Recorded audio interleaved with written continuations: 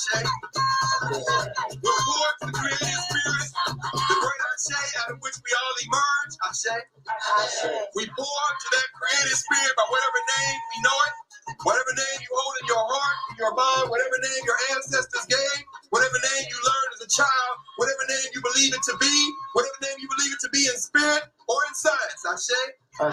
We pour to the first human beings who came into existence on this planet, the first human beings who raised the first structures, who cooked the first meals, who taught the first children, who had the first children, the first Africans, the first people who stood upright, who walked, who figured out how to stay on this planet, who figured out how to pass that knowledge on to their children and their children's children, the mothers and fathers of civilization. Ashe.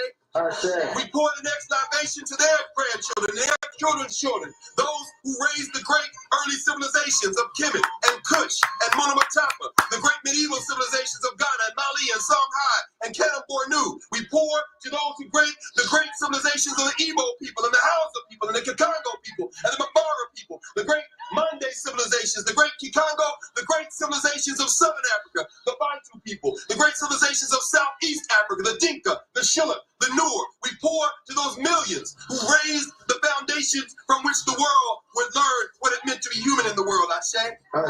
We pour to their children who, upon the arrival on the shores of people they had never seen before, found themselves captured and marched overland, found themselves perishing by the millions before they were held on the holding cells and the open air pens on the coast of West, Central, Southern, and East Africa. We pour to the ancestors who did not know as they were stripped of all clothing and sent denuded into boats, packed like animals, and strewn their bones across the floor of the Atlantic and the Indian Ocean. We pour to them who in the last moment on Africa grabbed the sand and grabbed the dirt and put it in their mouths and understood that the only thing they might have to preserve their place in that continent was their memory of that place and their ability to pass it on to their children. We pour to them. Ashe.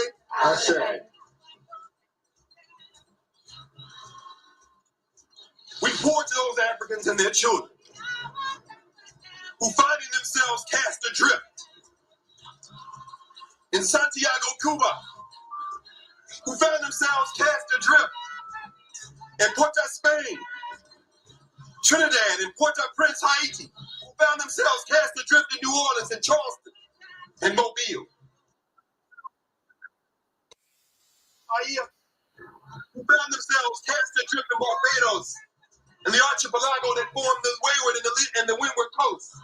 We found them in these places learning Portuguese and Spanish and French, whose often first words was, "Oh my God, oh Madre de Dios," who found themselves praying to survive and pass on to their children the memories.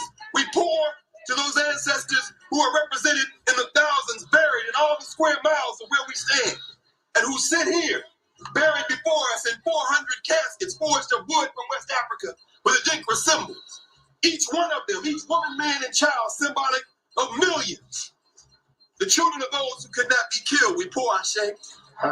We pour to their children who somehow survived the hells of enslavement and fought for emancipation in the Caribbean, the French, British, Dutch Caribbean, who fought for emancipation in South America, who fought for emancipation in Central America, who fought the struggles we refer to as the Civil War in the United States, who came out of that, marched out of enslavement through Reconstruction, and found themselves making great migrations, eventually ending up in places like New York. Their children's children, who making a way for themselves, became our great-great-grandparents, our grandparents, our great-grandparents, our parents. Those who, when the first bones were discovered in this space, held their hands and said, "Stop, no more." We are here to speak for those who can no longer speak with their mouth. We pour for those ancestors, some of whom came to Howard University in 2004 and followed these caskets all the way back to New York. The ones whose names we know and the ones whose names we don't. And at this moment, as we pour this libation, I would ask anyone who feels comfortable to say the name of someone in your bloodline who's no longer physically here, but who you know made it possible for you to be here. Go ahead, let's hear the name.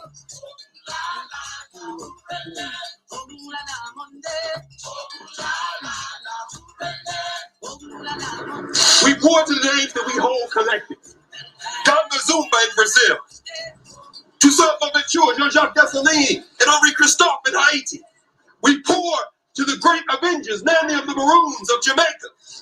We pour to the great ancestors Harriet Tubman, Sojourner Truth, Frederick Douglass. Say the names that you study. Who are the names of the ancestors that you have come to hold in your heart and your mind as you hope that you can do what they did for us, for your children and children's children? Let's say some of those famous names. Malcolm X, John Henry Clark, John Jackson, Jacob Carruthers. And finally, two final libations. We pour to those who make it possible for us to do what we do. We pour to these rangers who stand guardian over this sacred space. We pour to these Africans and these folks who have come from Howard University, the staff, the faculty, the administrators who brought us here today to bear witness. This is not a libation, but an affirmation, because their hearts still beat, their tongues still speak, their minds still think, and their minds still wish the best for us. We pour for all of those people who surrounded us on this journey today and made it possible for us to be here. We pour this affirmation of thanks, Ashe. And finally, we pour to your children's children's children who will one day stand on this space and speak your name. Ashe.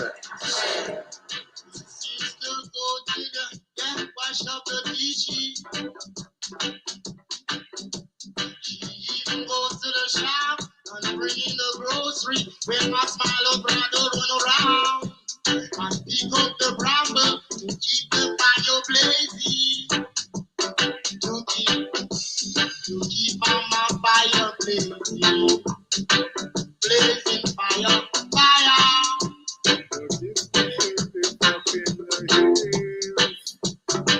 Blaze of fire.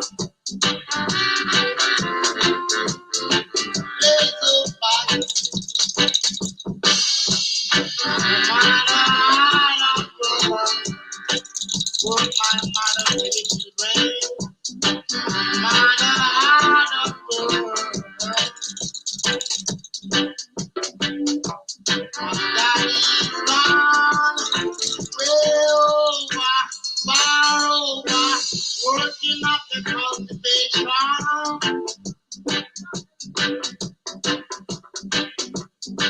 coming with food, daddy. Come now, daddy. Come in. Come now, daddy. Come in with food. Come in.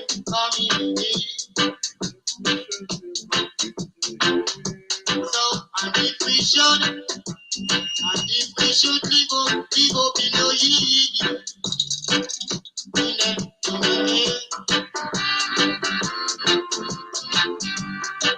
It is the sound of the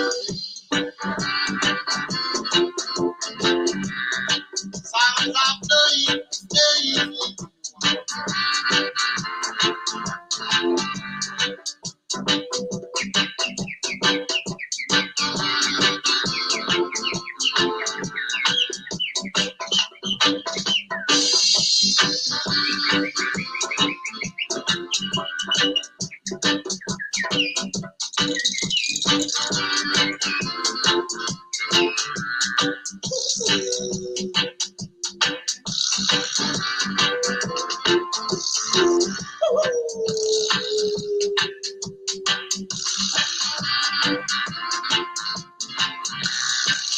we should live up in the heat.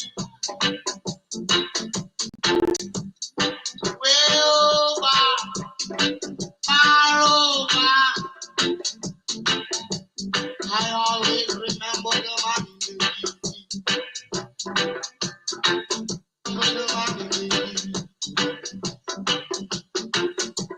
Yes, I remember the man in the heat. Yes, I remember the man. Yes, I remember the man in the hill, way over in the hill, hamper in the hill, seated in the hill. Yeah. I remember the man, I remember he. That man in the hill, I remember him.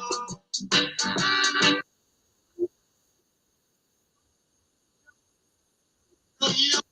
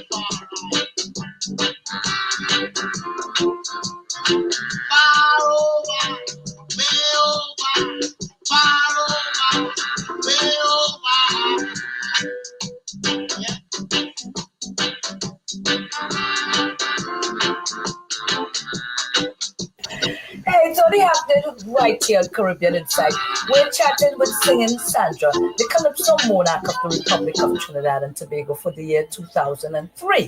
So let's go to the videotape. I lay down in meditation. I took a journey spiritually. My eyes beheld a vision shone clearly in front of me. Well, in the vision I saw an old man slowly beating a drum, humming a melody that was strange to me. Then he called me and said, Sandra, come. He arose and he showed me a country, beautiful everywhere, a land of endless bounty and the riches beyond compare. There was enough for everybody, for all their material needs. But alas, when the old man showed me, my people, they were all overpowered with greed. And the old man beat it drum. The old man beat it drum. He said, take this melody, girl, go to your country, warn them of the wrath to come, and if you hear him, bye-bye. Revelation time. This is revelation. This is revelation. I want them of the wrath. You're gonna get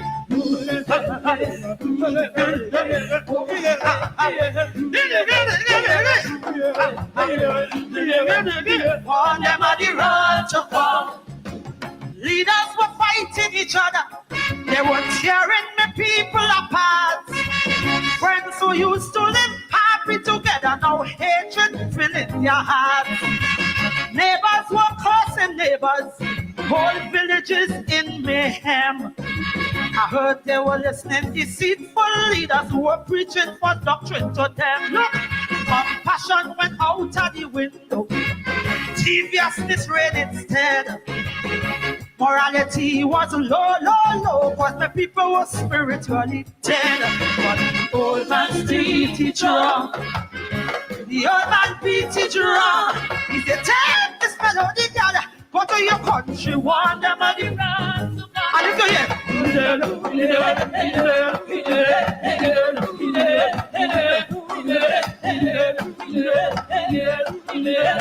warn them of the wrath. You're gonna get revelation. Revelation.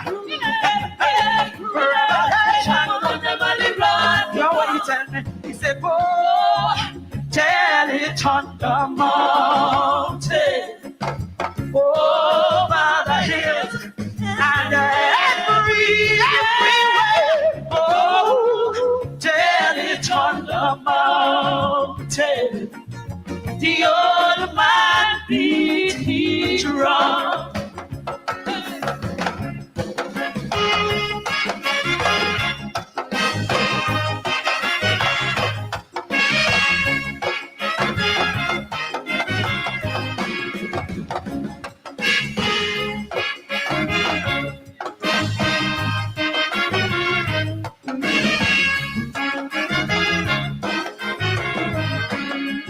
The youths were all in a quandary, no sense of direction.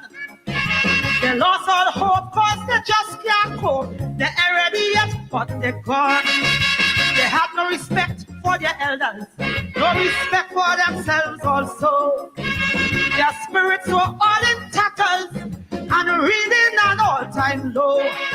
Then I hear them cussing the system. They're cussing the leaders too. But they were raping, stealing, shooting and looting, because they all had nothing else to do. The old man beat the drum. The old man beat the drum. He said, take this melody, girl. What do your country want over the road to come on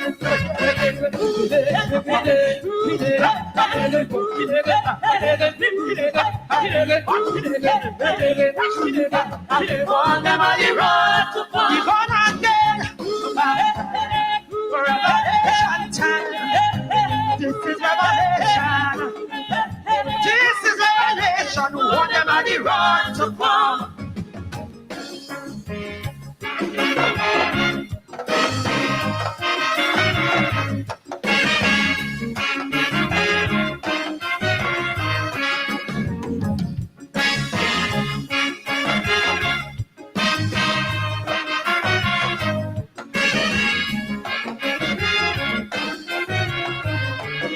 He said, talk to your spiritual leaders.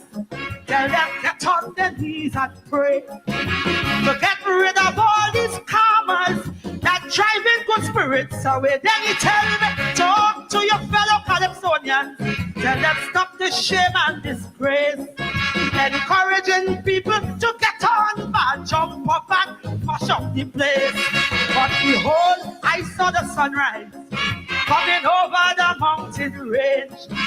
The old man said that is a symbol of hope if your people get serious and change. But the old man beat the drum. The old man beat the drum. He said, take this melody, girl, go to your country, warn them on the road. I know you guys feel that. I hope your paws raised. Some of you can't handle it. Train. Lose control. Nanny, nanny, boy, nanny, nanny, boy. When I tell you that times are taking difficult, I don't want you to worry. No, I never want you to fret. There is nothing going on that's scientific. Only a few parasites wanna run things to a wreck.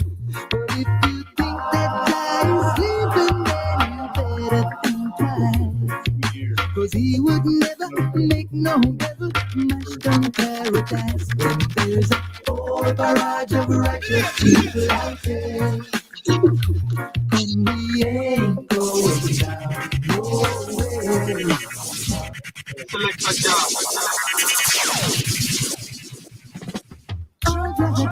Lose control. Nanny, nanny, boy, nanny, nanny, boy.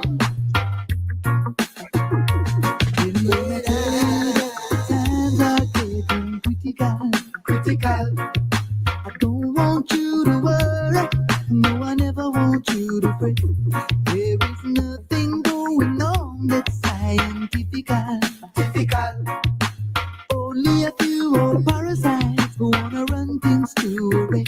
But if you think that guy is sleeping, then you better think twice. Cause he would never make no devil smash down paradise.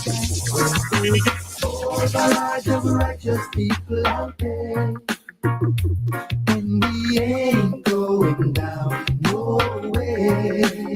Yes, there's a whole barrage of righteous people around, and we ain't going down. No, we're never going down no way.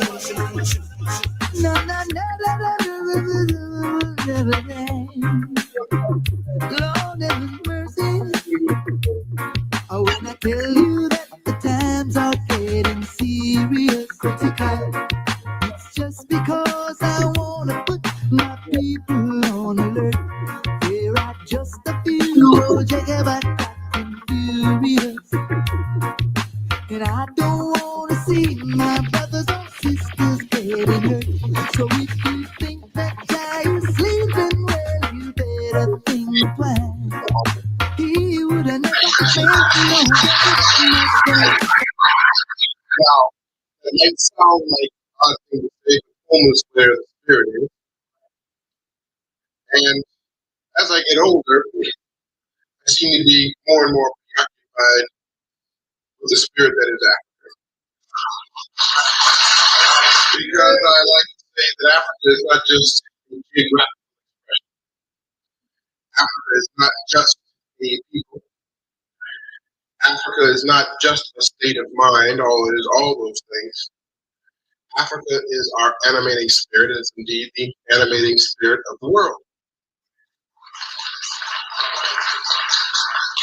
Even the continents were born from Africa. Humanity, of course, itself was a child of Africa. What we call civilization is just one of Africa's latest products. And I think that our collective task is the rebuilding of that civilization. Because the civilization can never be the product or the image of one man or woman, no matter how blessed with genius they may be.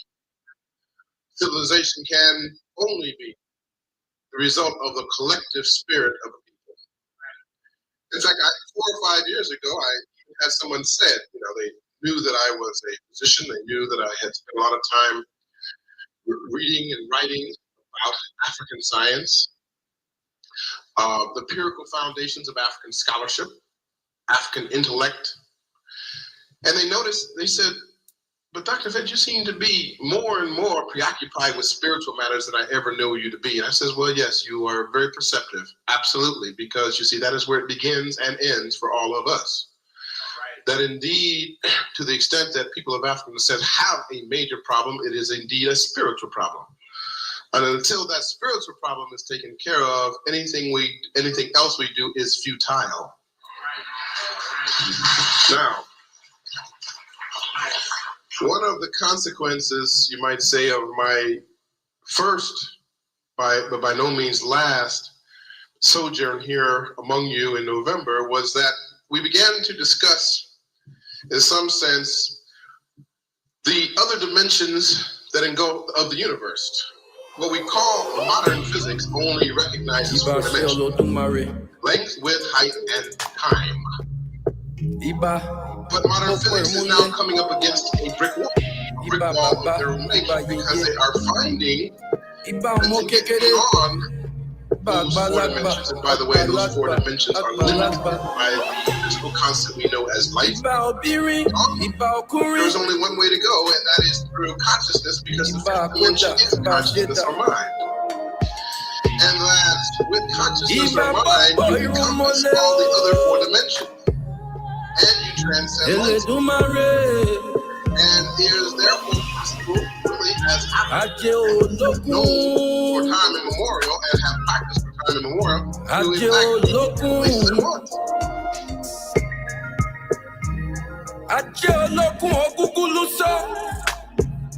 To indeed in a second, and the universe in a grain of sand.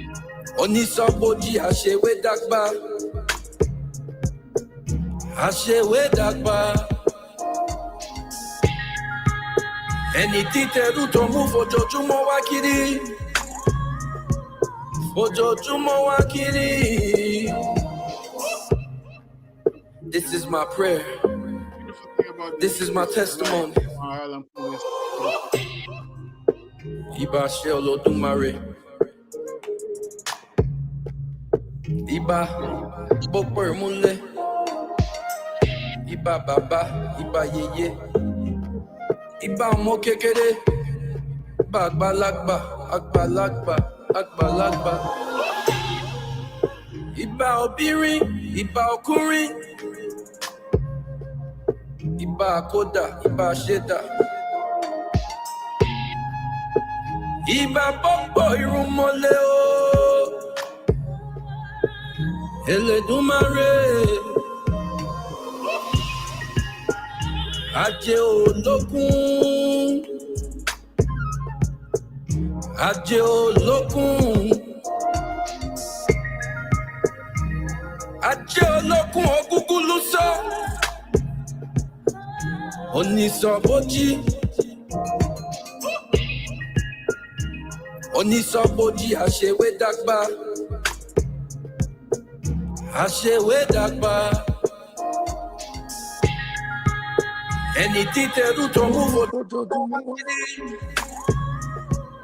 Ojojumo wakiri. This is my prayer. This is my testimony. This is my story. Thank God for my glory. Iba Olodumare. Iba Olodumare. Obatala. Obatakba. Tikmonde Ironje. Anire niwa. Even in the Western Aniwa nire. Charles Flint, Okwa buke. our great Okwaro. the Western world, as he said, Okwaro. great all of his schoolmates, even in the Western world. Okwara body pete. All right. Oroko Either or afi.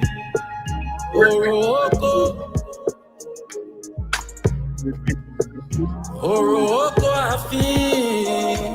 Osinuala, ojinuala. Banta ninuala. Osinuala, ojinuala.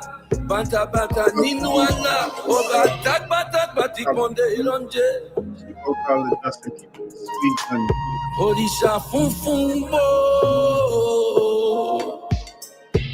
we're ready when you're ready. Atere kaye. Yes, we're with us all people Orisha nlao. here out in I give praise to my father, praise to my mother. all right. I give praise to my father, praise to my mother.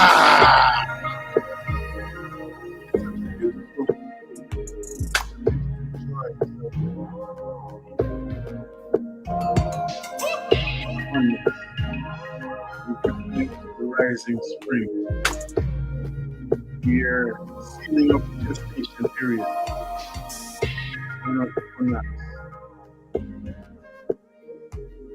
Coming out of a time of stillness, coming out of a time of reflection. Of course, there's always time for reflection and always time for stillness, so don't get it twisted. We're coming out of a seasonal time where that is really meant in a different kind of way.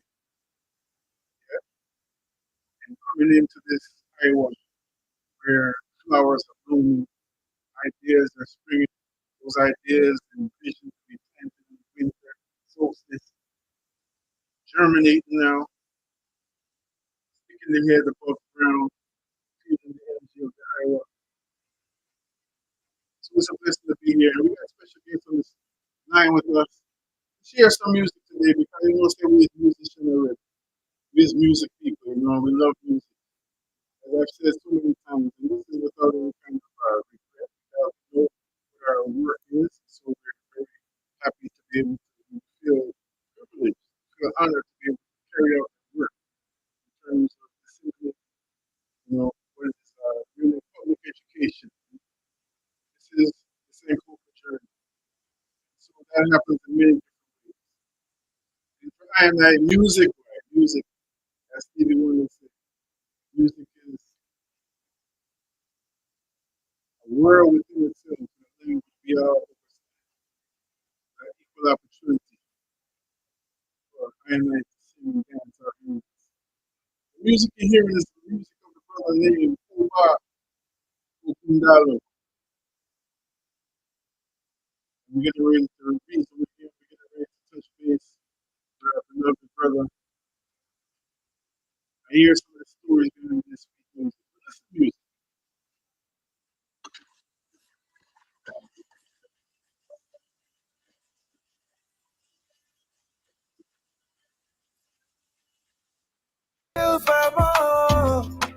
Baba be one day, Shosi one day, always ready to provide.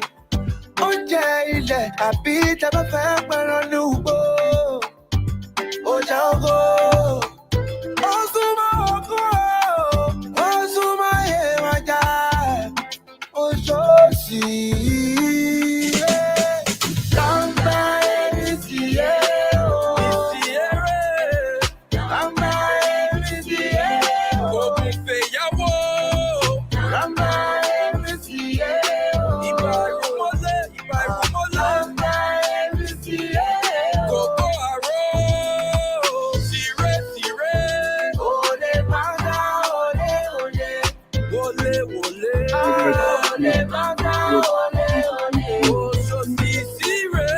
in this place this afternoon. You tune into the Ancestral Rock on your station for progressive information, knowing that we are the sum total of the reality of those who have come before us, our ancestors, our Egungun.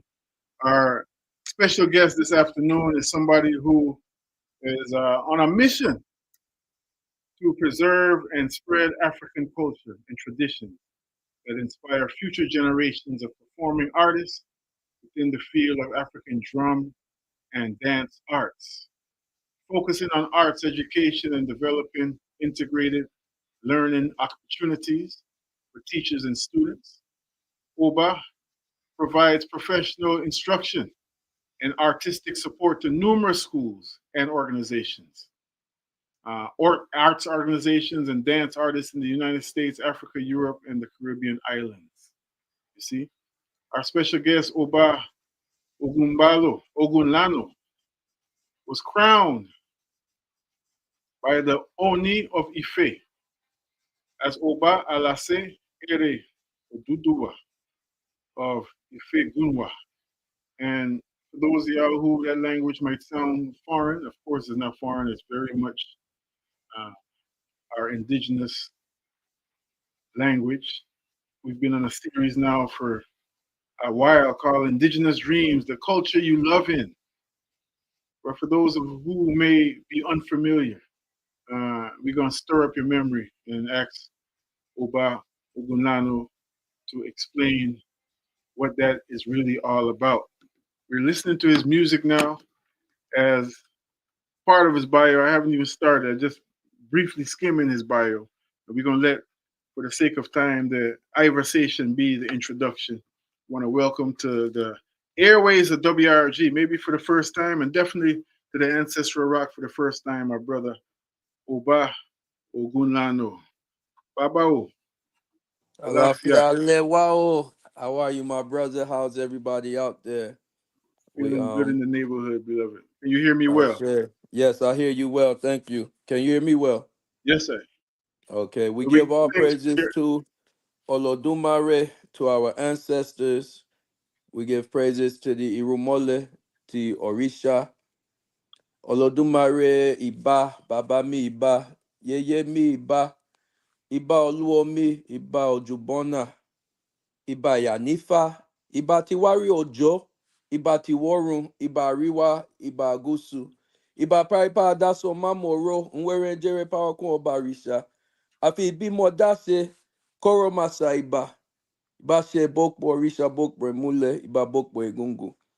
So, we always, before we speak, we got to invite the ancestors and the Orisha to guide our words. So I just wanted to, honor our ancestor, honor Olodumare, before we start this beautiful conversation that we're going to have. Yes, sir. Yeah, Yes, man, we're sir. happy. We've been talking behind the scenes for a while about linking up and sharing some of your beautiful music on this platform. So we're happy and we praise our creator for the opportunity, for the alignment of the time. Yes. I don't know if you heard Dr. Charles Finch speaking as we were coming in from a lecture called African Wisdom, where he was actually introducing our Nana John Henrik Clark. But what he was saying in essence is that he feels that part of our task in this time is to rebuild this African civilization. And, I didn't plan that per se, just based on what he was saying right there, and as reading your bio, I know for a fact that you're on the same mission. And I want to ask you to get started with this conversation, as brief as it may be. We're going to embrace the reality of timelessness and swim in a deep ocean, even like even Dr. Charles Finch was saying again, to exercise the ability to see eternity in a grain of sand. Talk to us about what that practically feels like with all that's going on in the world that to some may feel overwhelming. Yeah. What it practically feels like to rebuild African civilization from your seat. The first thing I'm gonna say is that's something what the rebuild, it has to start in the mind. It has to start in the spirit. One thing my father used to always tell me is that if we want to completely take on African spirituality, African practice, we have to first deprogram ourselves from a Western mindset. A lot of times when we come into the African spirituality, African building, African practice, we're trying to compare it to a Eurocentric mindset. You know what I Mm, mean? Like the first question when people be like, oh, is Obatala like Saint this or is mm, Obatala like Jesus? We have to deprogram ourselves from that if we want to completely build, because it's more than just the physical building that we do. We mm. have to first rebuild our spirits. We have to rebuild our ori, our mind. We have to reprogram that. So that way, when we're dabbling and we coming into the African culture, it's not something where we're eating off of a plate. I like this. I like that. I'm going to keep this. I'm going to keep that. Because then Cherry that picker. brings in the separation. Mm, And we have to make sure that now while we're rebuilding, that we don't build with the same issues of hate, the same issues of separation, because then, like the old dude says, we don't want to destroy with our feet what we build with our hands. mm, You know what I mean? So the first part of that is going to be getting this in line. You know what I mean? We have to deprogram ourselves. No matter how much we think we are, if we don't deprogram ourselves, we're going to take the same Euro ways into this new civilization that we're building in Africa.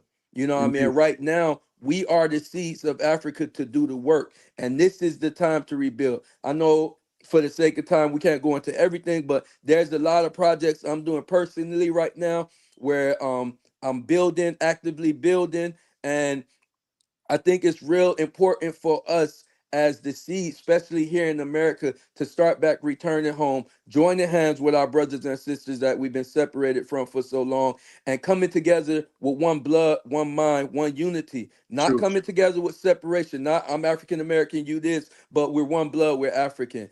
That's it. Akibulan. That's it. Listen to Oba Ogunlano, and I want to. You mentioned your Baba, and I want to go there. I want to. Let's go into who has. Well, let's go into the village that has brought Oba Ogunlano forward to this space. Tell us a little bit about where you're coming from. Okay, so yes, my uncle was the great chief Adenibi Ajamu. He was amongst the first chiefs in Oyotunji, a part of that building and that movement with it. My father was Olomide Ogunlano, and my mother was Omialadora Ajamu. I always mention them three in everything I do because my uncle was the one that brought Orisha back to our family. Mm, You know what I mean? Then on my father's side, it was my father that brought it back to our family. My parents, they helped to build Oyotunji. They was a part of that movement. They was amongst the first chiefs and everything supporting the Oba Waja, Ibara Torun, the first king of the village. They was in support of all of the movements and everything.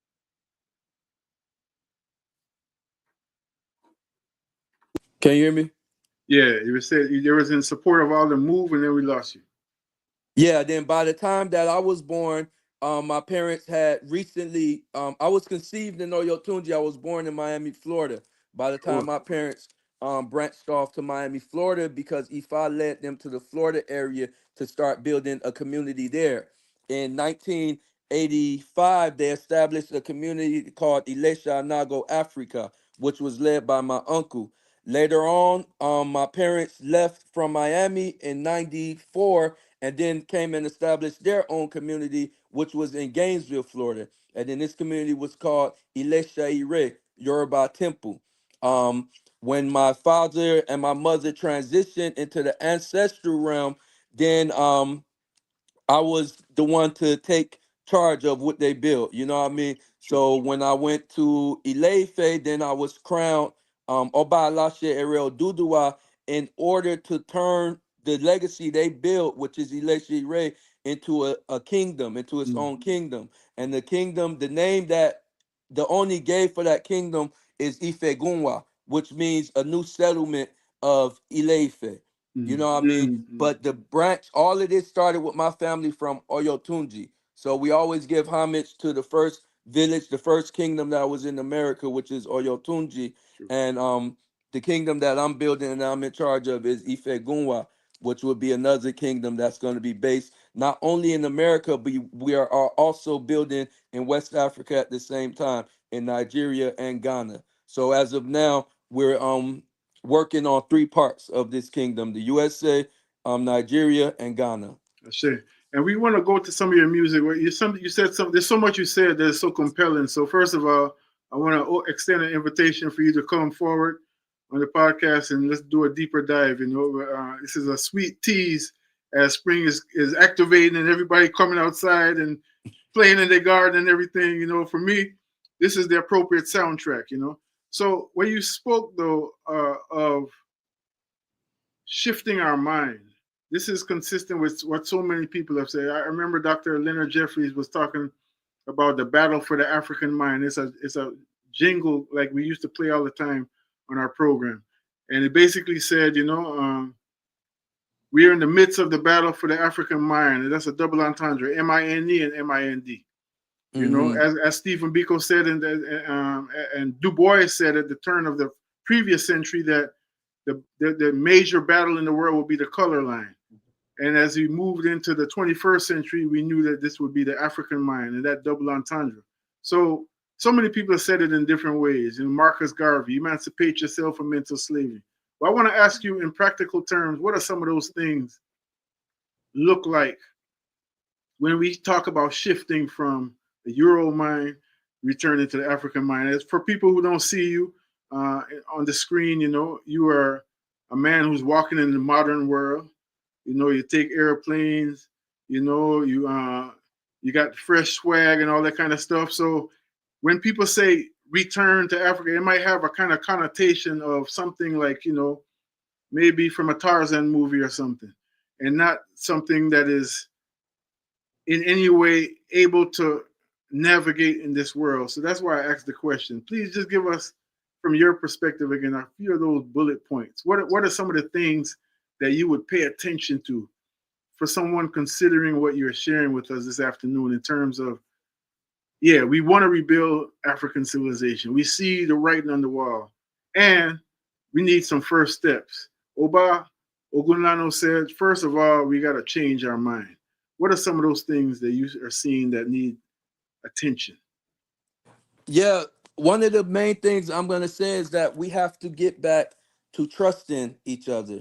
And a lot of times why we don't trust each other like that is because we're not trusting ourselves. And this is why even with my work with Ifa, I approach it differently. Before I just go to Eba and all that type of stuff, we try to realign the spirit, because the reality is a lot of us born here in the US and in the Caribbean, we went through trauma, whether it was physically or whether it's ancestral trauma.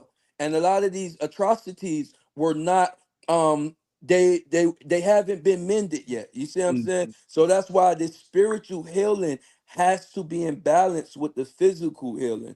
It has to be in balance. And then when it comes to this world mindset, and that's one thing I'm thankful for my parents. They raised us so traditionally, priests and all of that, but they also made sure that we had the knowledge of the world that we live in. We can't be oblivious to the world that we live in. And my father was a prime example. He always said everything is 50%, 50% spiritual, 50% physical, which is why things like my father made sure we knew how to defend ourselves physically. Yes, we knew how to defend ourselves spiritually, but my father made sure we knew martial arts. We knew hand-to-hand combat. You know what I mean? We knew all of these things because it's a balance between that we have to deal with. And with moving forward in this world, yes, we want to rebuild African civilization, and we want to go back to the ways of our ancestors, but we can't do it verbatimly. We have to have the sense in our ori to know that this was good for us, this was bad for us. Because one thing they always said, we can't repeat history now. True, What I mean? Because there's faults in every civilization. There are faults in every history. So what we do? Even in the old Dewey Five, it speaks about the faults in our history. And so what do? We learn from it. And we do at bar to prevent that. You know what I mean? So I would say one of the biggest things as African people is to remove the imaginary lines of separation. Remove the That's huge. tribalism. That's huge. Tribalism is big in Africa. You know what I mean? And when you go there, you will see that tribalism is big. Like a Ghanaian, this and this, yeah, they'll come together and do work, but that separation is so deeply programmed that it's so hard for us to get on something that represents one Africa, one blood.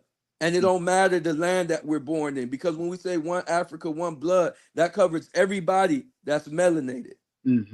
You know what I mean? And when we get to that same source, I know we could expand and grow big. For instance, take and look at what Burkina Faso is doing right now. You took the words right out of my mouth, beloved. Go ahead, talk about it. 3 powerful brothers came together and stopped separation. And now look, the other countries starting to get on board. Mali ready to get on board. Senegal ready to get on board.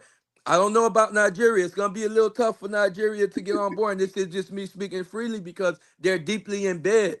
Yeah. And they may be afraid to get out of bed with the support that they're getting. Mm-hmm. But watch, it's going to happen. My father always said, if you want to do something, start it. And who's supposed to be involved will join you. Yes. Building they will come. Building they Yes. will come. We're speaking with Oba Ogunlano. Well, let's go to one of these tunes. This is a tune when you sent me your new album. The album is called Throne Day, correct? Yes, Strong Day. This one here is a big tune. This is the intro. Listen music, family. Listen music.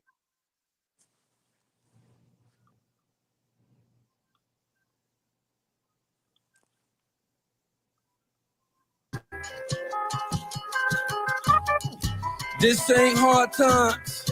It's just some prequel shit. This ain't hard knocks. It's Prince of Egypt shit. Went back to my city to see the beginning, and I can't lie, I had to flex a bit. Last time that they saw me was down on my knees and out on these streets on the precipice. Handpicked quality music. Settle down, gather round. The king is here. Look at me now. Settle down, gather round. The king is here. Look at me now. I'm stuck at the crossroads. I'm opening all doors. I'm testing my luck, praying I don't get stuck. Dodging and moving and watching my enemies. Ain't no way you getting close to me. It don't matter what's in front of me. I'ma reach the top by any means. Settle down, gather round. The king is here. The king is here. Big tune, intro. Tune called Eshu. The king is here. Oba Ogunlano. You know, when you were reasoning, I was reflecting on something I often refer to as heirloom culture. Heirloom culture. As a farmer, you know, we realize that there's something in our DNA which says that we never started. We don't really originate anything. We may remember it and bring it forward to life, but there's something that's been passed down. And often, because of the lack of storytelling in some societies, we don't remember that it's been passed down, you know? So we have this kind of vibe like we the originators of something. And at the same time, we do have that power, that ability to initiate. So when I'm hearing you speak about your lineage, your parents of blessed memory, and not just your physical parents, but the people who helped to raise you to establish foundation, that feels like one of the most strong foundations to stand on. And also, I think of something that is often said about preachers' children and teachers' children, like when they're raised in a certain kind of way, they're sometimes raised in a vacuum and they be the ones that go astray, you know? I wonder how you have helped, how you have managed to balance that, to keep that balance, where you're able to stay on the path, you know, if you were ever tested by the world, so to speak. I know I definitely was, coming from a family, the revolutionary family. I think every generation is going to have to go out and see things for themselves, understand what the principles that their parents laid down are really about, you know. Share with us how you've been able to maintain that heirloom culture. I mean, clearly your parents are successful because you're successful, you know, like Queen Mother Moore, Walimu, Julius Nyeri, and others said, we're not successful until our successors are successful. Yeah. Coming up after you is another success story, you know, the son of our beloved Oloye Fashola Odunade, you know what I mean? These are there. We have so many of those stories in our community, but they don't get told. So we always thinking like we're starting from scratch. But that's a long question. My main question is, talk to us about how you have been able to maintain that balance, coming from such strong roots. and living in this modern world. Yeah. One of my songs said, "Dancing with the fire, I got used to the burn." You know what I mean? Who feels it knows it. Yeah. So, one thing about my parents is that, you know, when we was raised, they really did a good job with instilling everything in us. But I can say once we got to the age of like teenagers around 16, basically after we went through men's society and got the marks on our back, because we actually had to go through men's society and all of that to become a young man. And around 16, they weren't so pushy on us. There was things that they expected from us, you know what I mean, that we knew we had to do, but they allowed us, and I'm thankful for that. They allowed us to still experience the world. They didn't keep us so sheltered to where when we got out here, we just like don't know what to do. You know what I mean? And so when I became a young adult, of course, I wanted to go touch the stove. I wanted to touch the fire. I wanted to see what it'd be like if I do it my way, if I don't do it the way they tell me. You know what I mean? And I got burnt. You know what I mean? That's why I say in that verse, dancing with the fire, got used to the burn. You know what I mean? I I ran into a lot of issues at a young age to where I was forced to um go forward. I was forced to remember all of the teachings from an adolescent, from a child, in order to get through the hard times that I was going through in my early adult life. You know what I mean? I was facing legal troubles, all these types of things. And at that time, I didn't understand why I was going through it. But now, at the age that I'm at, I don't regret none of the things that I went through. And I don't regret, and I'm happy that my parents allowed me to see that the stove was hot for myself.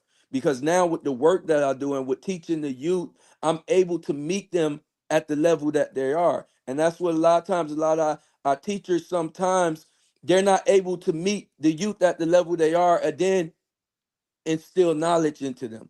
So one thing I make sure that I don't do now that I'm older and that people looking up to me for teachings and stuff in the tradition is that I don't judge people where they at in their destiny and in their development.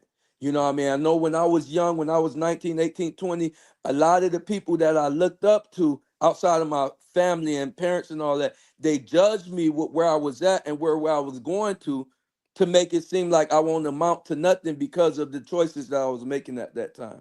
You know what I mean? So long story short, what really made it real for me and came back to all of the teachings was I was literally locked up. You know what I mean? I was locked up. I was facing a lot of time. And I remember my father told me, he said, if you want to get through this, you have to talk to your Ifa. You have to talk to Obatala. You have to promise to get back on your destiny because you went on your own detours. And then I understood that my destiny is ordained. You see, it's a difference. Sometimes we choose our destiny, but then some destinies are ordained. And I never understood why my mother always told me that. Even the way they raised me different than my brothers, my siblings, and all that, because of things that was said in my birth reading when I was initiated, all of that. I didn't go to public school until I was 15 years old. Ifa was my schooling, home schooling. I was homeschooled. So when I did get that bit of freedom, I tried to do things my way. Got involved, street life, all that type of stuff. My ancestors set me down because they was like this. What we're not gonna do is we're not gonna play with your destiny. Right. And I had to make the choice to choose destiny over choice. And I chose destiny over choice. And that's why our brother always says one of the things that is I as I've gotten to be familiar with your being and your expression is destiny is king. That's like one of your mottos.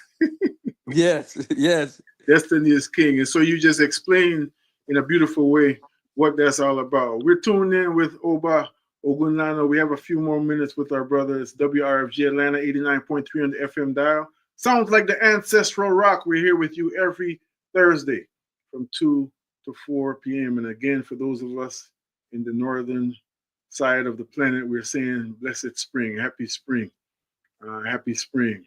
We're thankful that we've made it through the gestation period. And there's so much more to say about that. Those are not just some kind of fancy words. Oh, but before we let you go, I want to ask you a couple things. Definitely to share some information about how people can get in touch with you with your work, with your services and all that. Before that, as I was introducing you, I was reading some of the history, and particularly about the Oba of Ileife. And I want to ask you to give some context of what that really means. What is that all about? How does that tie into our history here as Africans in North America or wherever people are? We've seen, lately even Netflix specials and everything about connections of the Yoruba tradition. But for those who don't know, just give us the truncated version of what is that? What is the significance of the One Ife? Okay, so the Oni of Ife is considered to be the direct descendant of Oduduwa, which is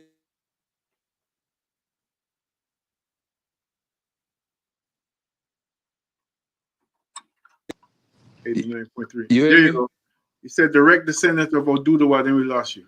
Okay, the direct descendant of Oduduwa, which is like the founder of our race, the founder of our tradition. It's believed for Yoruba people that our life started in Ile-Ife.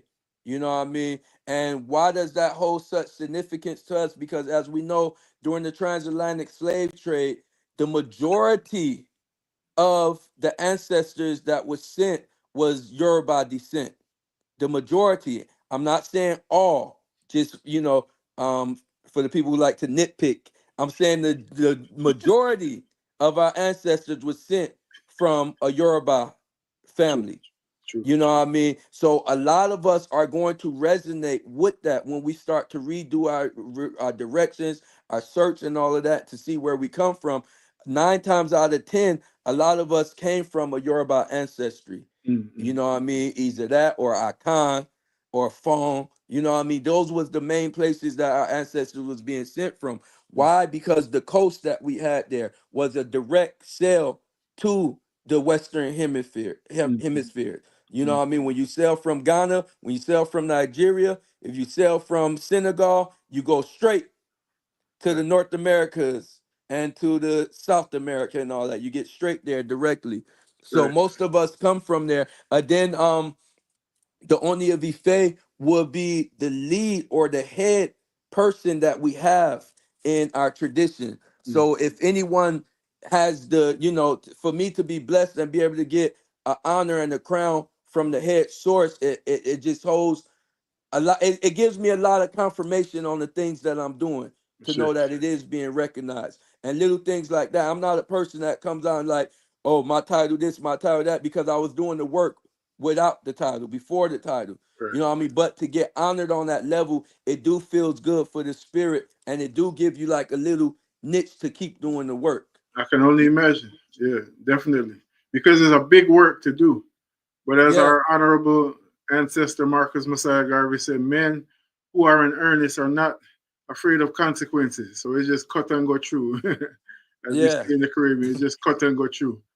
Cut and go through. Thank you for sharing that with us and sharing some time with us this afternoon. I'm gonna wait till our next guest arrives. If you got a little moment, I want to share another one of your tunes. But before we do that, please give us some information on how folks can stay in contact with you and the work that you're doing. Okay, yeah, my website is Oba Ogunlano, and as you see, my name, first and last name.com, obaogunlano.com. My Instagram is Oba Ogunlano, Facebook, Oba Ogunlano, and on the platforms, all of the platforms, iTunes, all of that, you find my music, Oba Ogunlano. My last album is called Throne Day. My very first album that kind of made me a name in the music world is called Destiny is King. And yes, this is my song Living Life. This was my first song to hit #1 on any charts. It actually hit #1 on 5 charts in 5 different countries. So Well, listen music. Listen music. As the mighty Heptones say, we got to live some life, y'all. Let's go.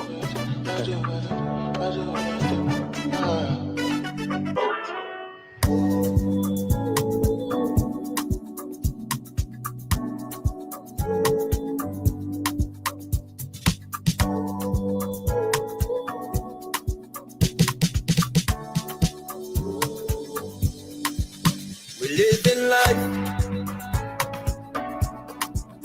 We living life. We living life. We living life. Me, you, yeah, together. We Friday, Lale, Friday. Lord, so Lale, Daddy, I must find a way. Every day when I'm on my road, so when I see you is when I see you. When will I see your face again? I'm busy making my money. We living life. We living life. Yes, man. Like, We living life. We living life. We living life. We living life. We living life. We living life.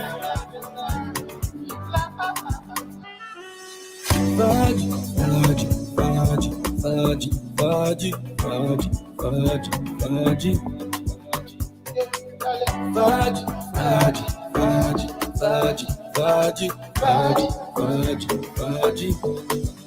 Every day when I'm on my road, so when I see you is when I see you.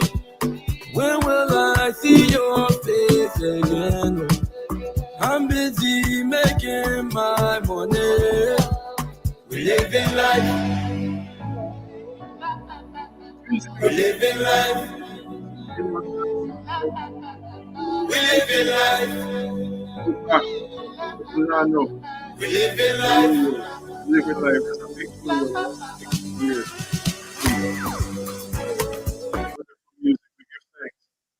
And before we let you go, we actually have someone who shares a lot in common with you. And we're coming up next, we'll give you all the opportunity to greet each other. But before you do that again, please repeat your website. I want to put it here see on the screen and how to get in touch with you. Can you hear me? Me? No, I can't hear you. Oh, sorry. Yeah, I was saying that's a big tune. That's a big, big, big tune. And before we let you go, we have someone who shares a lot in common with you coming up. I want to give you all the opportunity to greet each other.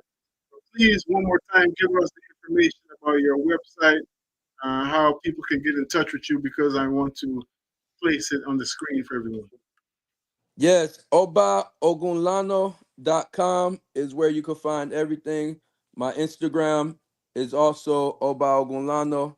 And also if you want to see me performing live or come to our festival, which is next month here in Tampa, Florida, Obatala Festival. I do it every year. This is the 30th year for Obatala Festival, and it's going to be the 18th through the 20th in Tampa, Florida. Everyone is welcome to come, and my band will also be performing live Saturday night at the festival. True, true, true. Somebody said they can't hear me, but I hope y'all can hear me clearly now. Thank you for that link. That's Oba Ogunlano. Let me pull up our beloved. Hello. Baba. Oba! Bye, Mio. Igbon Mio. What's taking, Baba? How you doing? Oh, bye, Mio. Yeah. Good to see you, Baba. I love the music as well. Good to see you, man. Modupe. I'm actually What's coming up up? y'all way tomorrow, so we got a Oh, link. word. Where Yes. you here for the weekend? I'll be there tomorrow and Saturday. Cool. I'm gonna call you. Okay, Oda. Yes, sir. Yeah, true. Yeah, man. So from one Oba to the next, and the generational wealth, and that's how we love it, and what I love about what you said before we let you go about Ogunlano is that the titles, which are functional. One thing about indigenous culture and we can speak clearly about African culture is that there's no such thing as just like arts for art's sake. Everything is functional. So the titles are very functional. They come from the work, you know. And so we give thanks for the fact that your mama, your baba, of blessed memory, and all who have come before have instilled in you this ethic of doing the work. And that's what makes your presence so beautiful amongst us. So, Ekouche, we thank you so much for joining us and for the work that you're doing in this liberation journey, because it's truly a liberation journey. Ashewa, Modupwe Baba, Modupwe Ras Coffee, and y'all be blessed. See y'all this weekend. Yes, I am. Much love. All right, Odabo. That's our brother Oba Ogunlano. And on the phone line with us, we got the Southside Oba, Omolewa. And we're going to take a very short break and check out some vibes and then come forward with him to get an update on the African world order from his perspective. You know, time is running and passing. It's already 12 past the hour. We have another special guest coming up in about 15 minutes. Well, let's do it. Let's touch base with Oba, otherwise known as Omolewa Perry Awo, Anifa Laje. Yes, sir. And see what's happening in the world. 404-523-8989 is the number. 404-523-8989 is the number. Stay tuned to yourself and check this out. We'll be right forward after these important announcements. You're tuned to the Ancestral Rock on your station for progressive information and hand-picked quality music. It's springtime. It's festival time. It's gathering time. I want to send much love to the family over there at Oshelokbe, Ifa Temple, getting ready for the annual festival. I want to say much love to all the family out there that's celebrating the feast days. That's celebrating, there's many things happening all at once. From the month of Ramadan, of course, you know, which is coming to a close. The month of Lent, which is also being celebrated. Yesterday, the other week, we had Pagwa in Guyana and other territories. Now it's Ifa festival time as well. And we want to see what is this common thread that humanity has when it comes to the imperative of knowing ourselves and living in our own nature. So very important. Check it out. 404-523-8989 is the number. Stay tuned, y'all.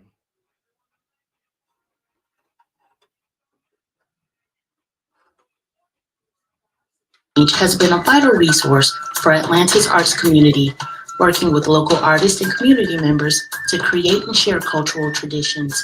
Committed to supporting diverse artistic voices, the Arts Exchange provides multicultural, multidisciplinary, and intergenerational opportunities for learning and creative expression through workshops, exhibits, and community-driven events.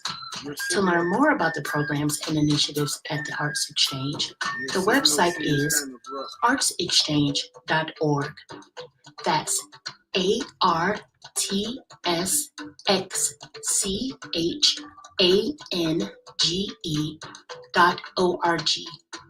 This has been another public service announcement brought to you by your listener-sponsored and supported community radio station, 89.3 FM and wrfg.org, your station for progressive information and hand-picked quality music.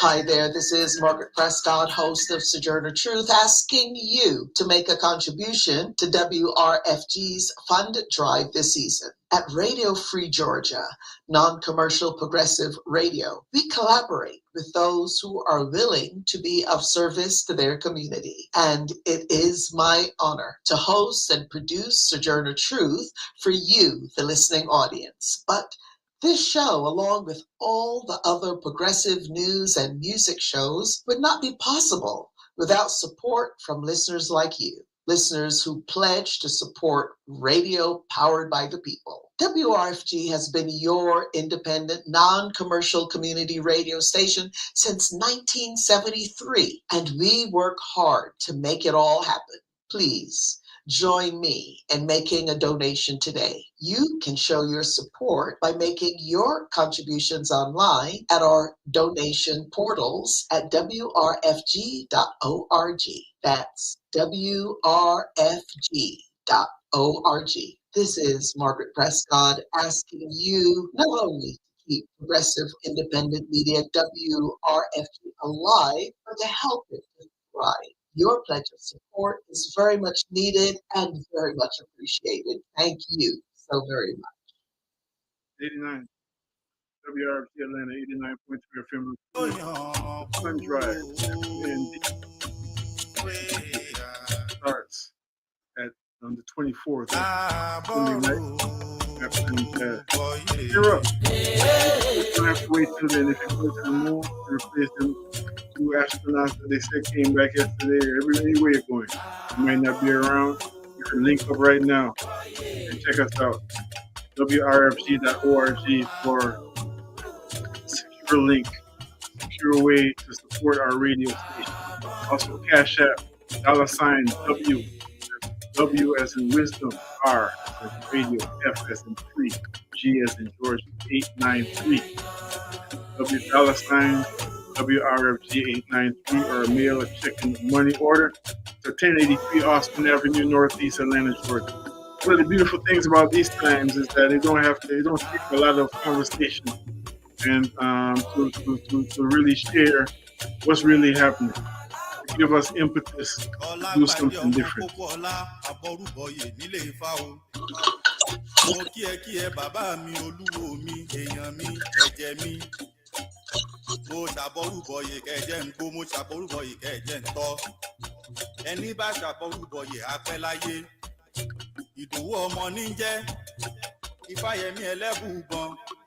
Fáyẹmí oyè sànyà. Àràbà Agboola gbogbo yín mo kí wọn lólódì ẹnìkan. Bá a bá wọlé babaláwo, ebi àbọ̀rúbọyè làákọ́jú. Ká tó lè kí ẹnìkankan. Èmi ṣàbọ̀rúbọyè kẹ̀jẹ̀ ń gbó. Mo ṣàbọ̀rúbọyè kẹ̀jẹ̀. Atlanta 89.3. Without any further ado, we want to welcome this excellent young man. Again, reality of heirloom culture. Umulewa Perry, otherwise known as Oba to the world, for those who know him. Welcome to the studio, WRFG. Oba, Kasan, how you feeling? Kasan, I'm good, Bob. Thank you for having me. Listen. So, we have relatively little time according to somebody's clock. However, I know you very well know because you've been taught in a very practical way about the timelessness of life. So I want to take time to really share, first and foremost, a little bit about who you are and meaning the building blocks of your being that we can identify with as a means of telling your story. So if somebody got to ask you in 8th grade language on the Ancestral Rock, who is Awo Nifalaje? Talk to me. So, like Baba said, my name is Omolewa. That's my birth name. That's one of my shorter names, and Oba is one of my shorter names as well. So, I myself am a second generation African spiritualist, third generation Pan-Africanist. So I come from a long line of people who recognize the essence and the importance of knowing thyself and who you are. My grandfather and grandmother, on my father's side, in the early 80s, late 70s, they were getting hit to this movement of Black thought and Black power. So that led my dad and them teaching those ideals unto him. And growing up in that time, it stuck with stuck with him throughout his life, and then he ended up, of course, getting with my mother and passing it on to his children. So I give reverence to my elders, my forefathers, and foremothers for my essence today. Me doing anything that I can do today. For true. And you are a young man living in this world. I happen to know you're an excellent producer, a music maker, and all of this. Also a priest So I want to ask you to dig a little deeper in terms of what this tradition, when you say this tradition, explain that for the laywoman, in terms of what you mean, what you're talking about when you say this tradition that you've inherited. Well, I have a very nice pizza, or a very nice gumbo, as I would call it, of building blocks. On one hand, in the political sense and this ideology sense, we know that our things that we're learning about who we are here, Mm-hmm. or the things that um, our structure or the power structure of America is teaching us about who we are here, isn't always true. Mm-hmm. So that was one hand of my upbringing and getting into African culture, of finding out what's really going on with us, or who we really are. But on the other side, my father in particular, he was very big on understanding the spiritual essence of the African people, and through what lens or medium we can use. So at his time, Ifa was accessible. Esi Orisha Ibile, traditional Orisha religion, was accessible, and it was being acted on by a lot of people in those years. Um, so with that, being raised in the just first African thought community, I was around drums and African clothes and conferences, things of that nature. But for my parents to go a bit deeper on the spiritual level of African culture, that kind of brought all things to understanding. True. So Ifa itself is a traditional African spirituality or practice from the Yoruba people of West Africa. You'll find the Yoruba people in Southwest Nigeria, Ghana, Benin, Togo. Of course, these are all lines that were made after these people were a group and a tribe, but of course, it's an ethnic group of people that have their connection to the higher power. Right. That's Awo Anifalaje, and he's giving us a truncated version. As you can see, this is a articulate young man. I think of the Ethiopian anthem in the Nyabingi order, and just chanted by Rastafari all over the world. One of the last stanzas say, calling to the Most High, saying, "O eternal, thou creator of all ages, grant unto us sons that lead, sons and daughters." And this is what we realize, this is what we behold when we see people like Oba, Awo Anifalaje, Omolewa Perry. As he said, that's one of his shorter names.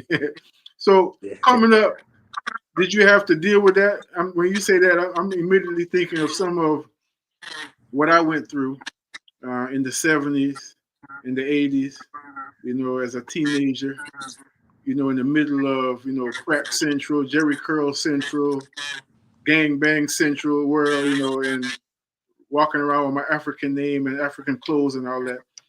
Yeah. Did you come through any of that type of, let's just call it, creative friction? Yeah, for sure. He said for sure. Fortunately, we didn't have the epidemic of crack, Right. So I'm sure that was a whole nother battlefield to have your armor on. But yeah, definitely. I started out in homeschool collectives. So that was and I did that up until about maybe second or first grade. True. So I was able to talk by the time I left these schools. True. But to the other experience, when I finally got to public school, it was so different. Because I used to know my classmates. I know their mamas. I know, we all eat lunch. We eat the same things. We got the same type of names. I never went to school with a child until about third grade. Everyone had African names in my school. So that was a very, very good thing for me as a young, small child. And then to be able to go to public school and deal with regular people who don't have any culture. So one joke I always tell about when me and my cousins first went to Dobbs Elementary School is that our first day, every morning the kids, they would do the Pledge of Allegiance. Because we went to Children of the Most High, we didn't do the Pledge of Allegiance. Not at all. My children went there too. Yeah, so when we went to Dobbs, it was time for all the kids in the morning to do it, and we would tell them like, I'm 6 years old, 5 years old, telling my teacher I'm African, I can't do the Pledge of Allegiance. We don't do that. I'm a Right. child telling. Where they do that at? In the first Yeah, place. yeah. I had a white teacher named Miss Turner, and I was telling her I'm African. We don't do that. So she took a real funny joke by that. But my mom told her, my parents told her. They never learned that. Right. Yeah. And we don't plan on teaching them either. Yeah. Children No, with the no, Most no. High. That's a blast from the past. Shout out to Sister Nefertari, India, and Yeah. all of our Yeah. beloved. They established a beautiful school, and my youth then went there for a little while as well. So, Yeah. Oba, one of the things that's coming up, as we mentioned, is festival time. And you're a part of a deep community, a deeply embedded community and beyond in terms of the cultural landscape. So talk to us about what's happening at Oshelogbe and the festival that's approaching this weekend. Oshelogbe Ifa Temple is the temple of my father, Baba Fashola Oloye Otunle Mosawo Oshogboland. He is the chief Otunle Moso, which is the right gatherer of the Awos of the Oshogbo people, so Osun State. So, my dad, of course, I was raised practicing Ifa, drumming, all that stuff. So he's been around and doing this thing for a very, very long time. Even I like how you said, you and Baba. I didn't catch that gem, but I'm sure it was expanding on the fact of that people earn these titles due to their work or due to what they've done. So my dad, he's always a festival throwing person. Orisha centered, progressive centered. He's at everyone's festivals. He's a drummer. He enjoys music and supports all African music from Senegal, all throughout the diaspora. True. So, so that's one thing, and why we encourage people to just come. We're good people, and we try to keep a family and community basis, and ensuring that we're thorough in our approach. True. So this yearly celebration will be a time where we give praises, offerings, and party for the deity Orunmila, who is the deity of further wisdom and foresight. But it's also a time to just relax and have fun for the past year of work we've been doing and the past year of blessings and good health that we've encountered. So, it's not solely closed off to us. We have a bunch of food, and we want people to come eat and have a good time. I will. So for the folks who come in and may be asking the question, I feel like you started to address it. I just want to make sure we do fully. Is it something that people from the community that are listening today are welcome, or is there a certain kind of qualification one must have to attend? No qualification. What's the protocol? No qualification necessary. Anyone is open to come, as long as you are coming in good heart, good mind, and just be, I would say, modest, given the fact and present that it is a celebration. If you're not very familiar with, how the dancing looks or just what the order of things is going, feel free to ask. Just say, hey, what's going on? Any common, you can always wear all white. You can put on some African clothes and, just come and be willing and open. True. We're talking with Awo Anifalaji, otherwise known as Southside Oba. Excellent youth, and we give thanks. We want to publicly acknowledge your parents and the village, and the village in general who have helped to form this reality that we now get to see as a young lion that roars. So is there a website? Is there any kind of information, phone number, anything that you would like to share for more information about the festival? Especially we need to know time and place and all of that. The festival is March 23rd, this upcoming Sunday at 4 p.m. We'll be starting at 4, getting going, and it will go till about 10-ish. CPT ain't always on the dot, but till about 10-ish. So yeah, again, everyone is welcome. Come modest, come open, and willing to be in unity, and it'll be well. And location? The location is 1303 Columbia Drive, Decatur, Georgia, Suite D.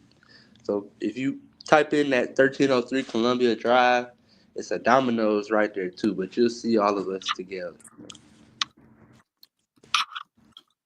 Typing that in the chat. So 1303 Columbia Drive, Decatur, Georgia. Yes, sir. Suite D as in David? Yes, Suite D. Suite D. Oba, thank you so much for joining us this afternoon. And we love the fact that you are who you are. So I want to leave you with the last word. If there's anything that's just on your heart in general, even beyond the festival, to share with this community, we have to hear, especially for those who would be elders to you, it's very important to hear from our youth, to hear a reflection of what it is that is necessary for us to focus on while we have our strength, because we're leaving things in your hands eventually.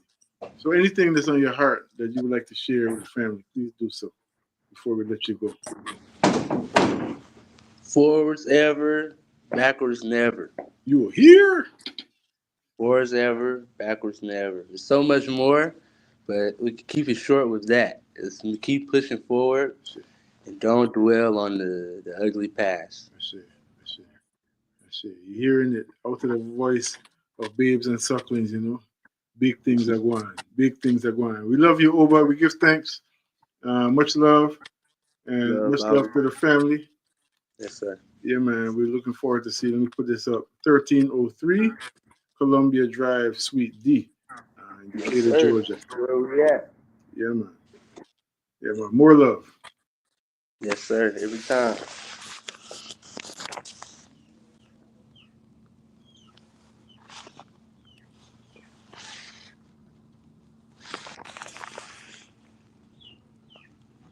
Sounds like we're here giving thanks for life. We thank our beloved for coming through and joining us this afternoon. There's a little thing happening here with one of the signal, and we're going to move forward same way, cut and clear. Now listen, tune. I can't pre-announce what it is, but say if we are play it, is Niceness. One of the tunes them from my childhood, from a time of teenage years. I remember getting this album on wax. Our brother, our beloved elder, has moved on before us, dropped his body, as Baba Rashid would say, and he's still here with us eternally through his body of work. Listen to him. Whoa, we can sit dance on the fire. Move up, ease up. Hey. Move up, ease up. Want to know, so we no hurry, come up. Move up, ease up. Want to know, we no hurry, come up. I just fire. We catch the dance on fire. We catch the dance on fire. Them no want no water. Operator keep juggling in the morning, juggling in the evening too. Whoa. You keep juggling in the morning, juggling in the evening too. Got the man them whining, the woman them whining too. Whoa, yeah. And I saw me know the dance, I let catch a fire for you. Let me now, me say, move up, ease up. Want to know me now, alarm pull up. Move up, ease up. This a sound now, rump and skin up. Oh no. Oh Lord, I say no. Every time, we get the roots rock reggae in the morning, in the evening time. Boy, we get the roots rock reggae in the morning, in the evening time.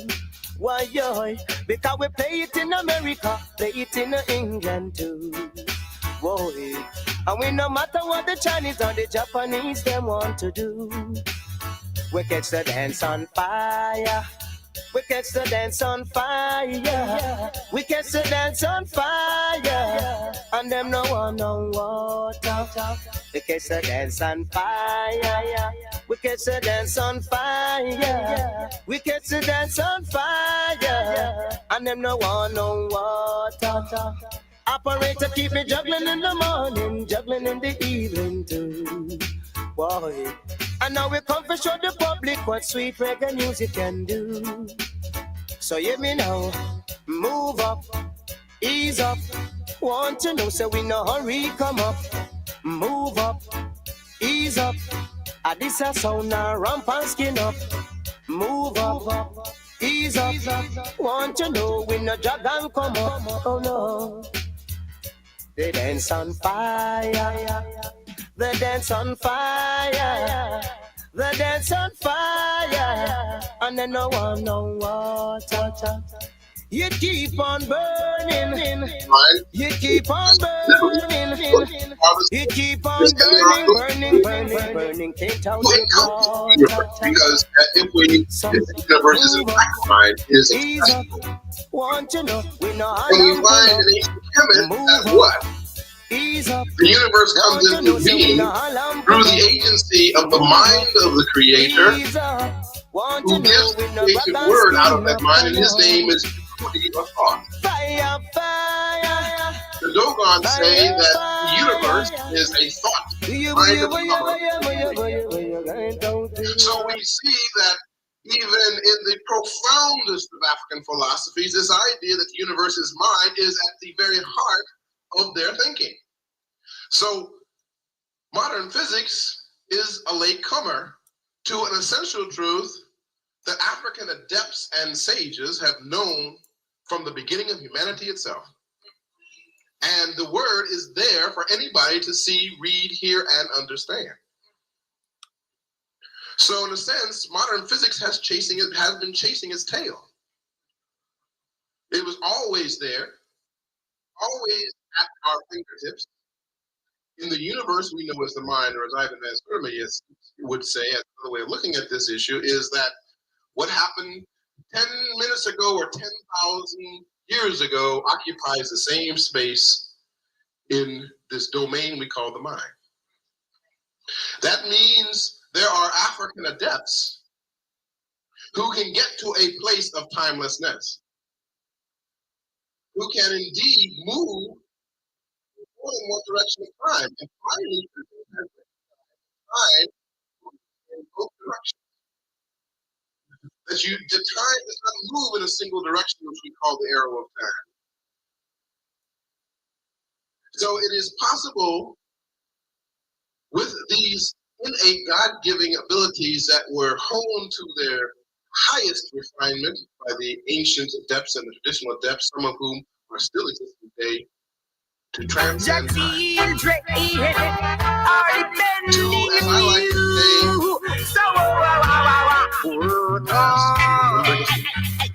Mr. Farmer, I beg you plant up the land, yo. Say plant up for your vineyard, Mr. Farmer. Hey, plant up your land, boy. Hey, you're living at the country. You work so hard to make all his life. Feed up and look so strong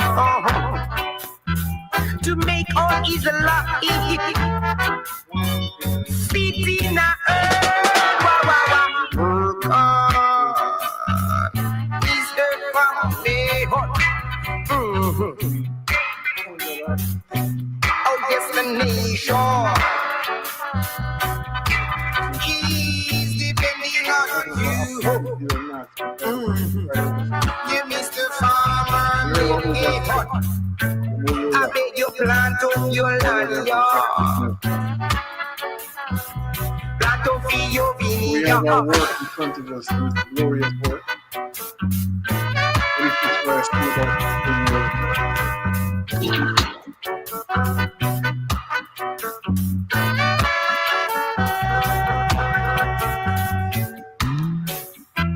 Remember that you have a great commitment. Remember, hey, hot. Your children, depending on you. Work hard. You, Mr. Farmer, make it hot. I bet you working at the country. Plant up your leg hot. I bet you plant up your vineyard. You Mr. Farmer, hey.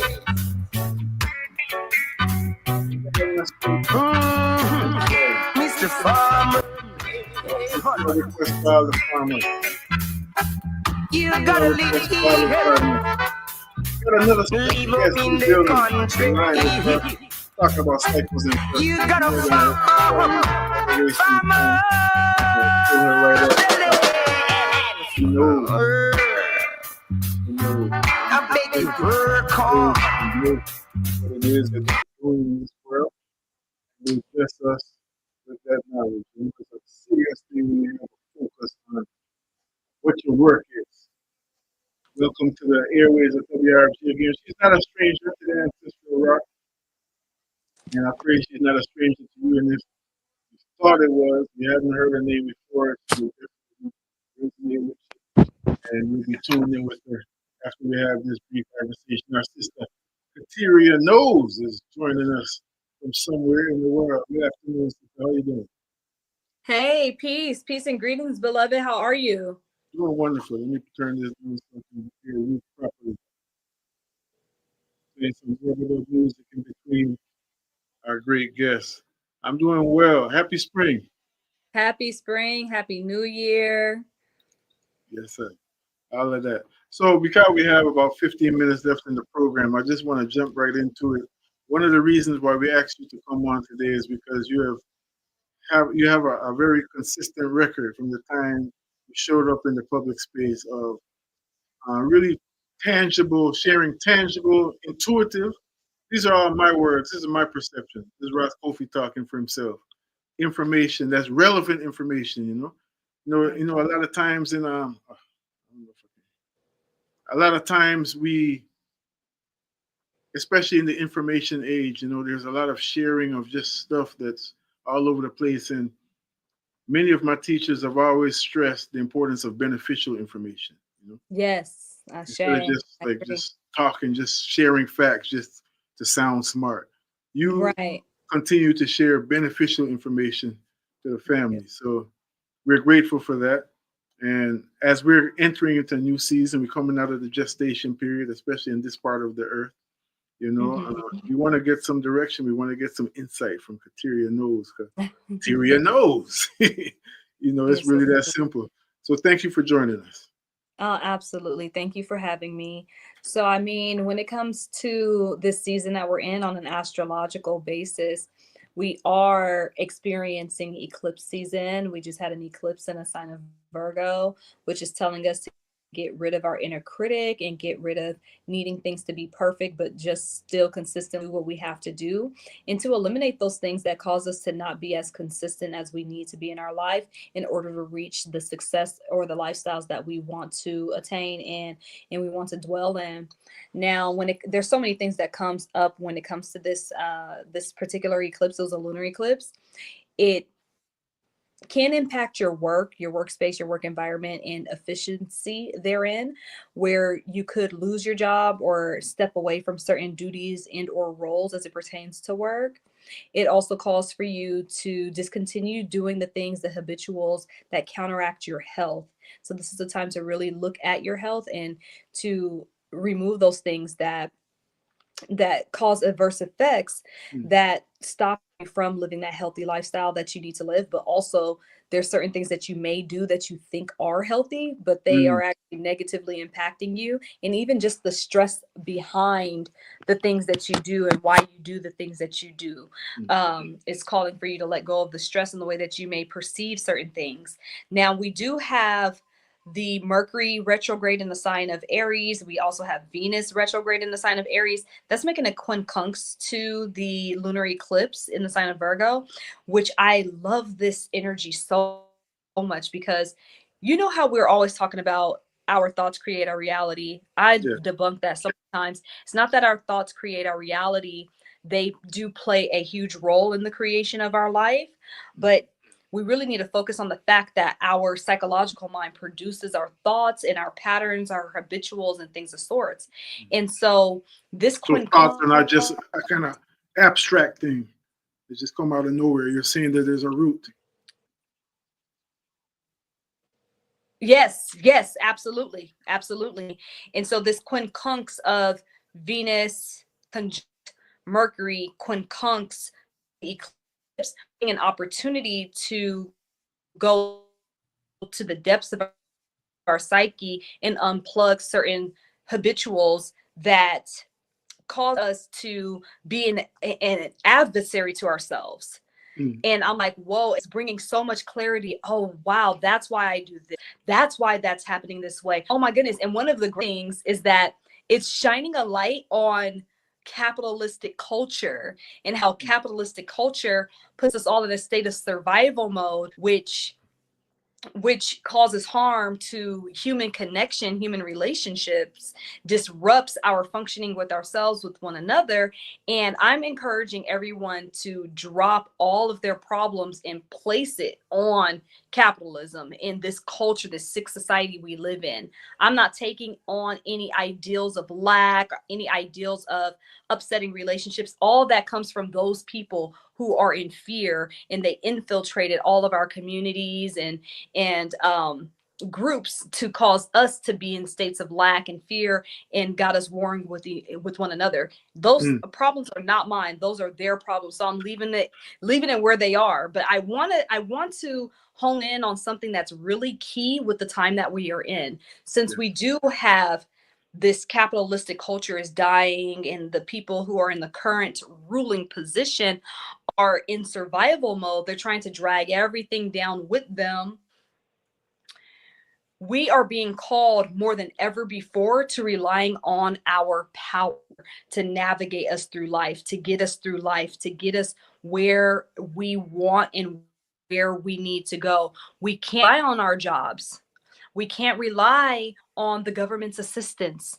We can't rely on a lot of things because they've taken a lot of things from the material world, our relationships. We are being prompted to relying on our internal source of power and our connection to divine. Even though many of us feel like we're under a great deal of pressure, we ameliorate that pressure in these issues by doing the right works on ourselves and working with the great divine within us and activating our own power source energy to put us in the right spaces, in the right places, to magnetize us to the right connections, the right places, the right people, so on and so forth. Because what happens if they took everything away? What happens if your rent becomes $1 million a month? You know, what happens when everything is obliterated because they got their grips on everything? We are being called to recognize that we are gods and really activating that power within and aligning with all things that matches our frequencies more than we ever have been before. But we're being called to seeing our psychological habituals that keeps us disconnected from that realization. That's so powerful and so, I would say, resonant even to myself. You know, about a week ago, and this is something I've been conscious of practicing for at least 25 years. About a week ago, my spirit said, yo, Kofi, make sure you don't speak anything except for what you desire. And it's funny because, again, this is something I'm used to, and it was difficult. like I remember it was like you know, first it was like the instruction. You know, when your voice, your inner voice, as you're mentioning, is speaking to you. You know, and he's like, you know, it's tomorrow. I was like, wait a minute, how come? And I'm conscious of this self challenge, if you want to say it.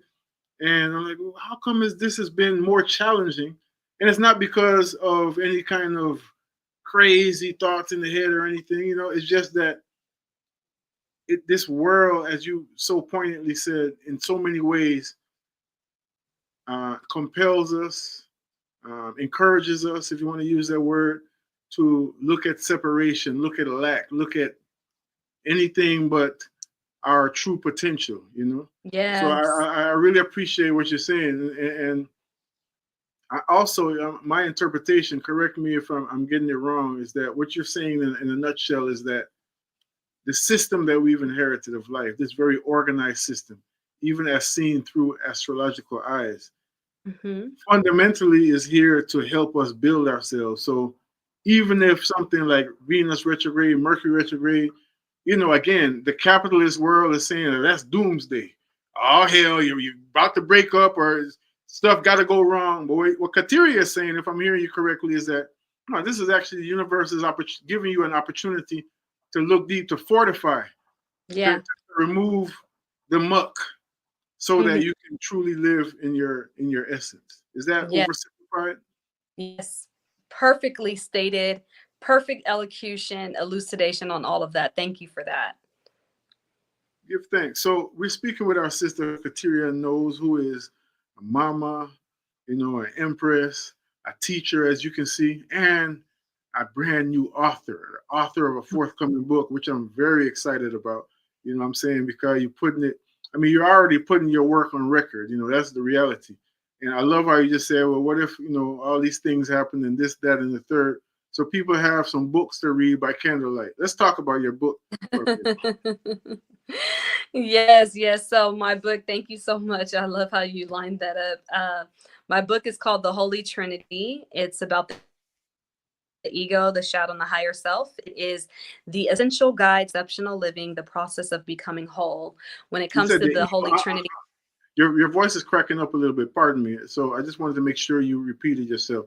You said the Holy Trinity is the ego, the shadow, and the higher self? Yeah. Yes.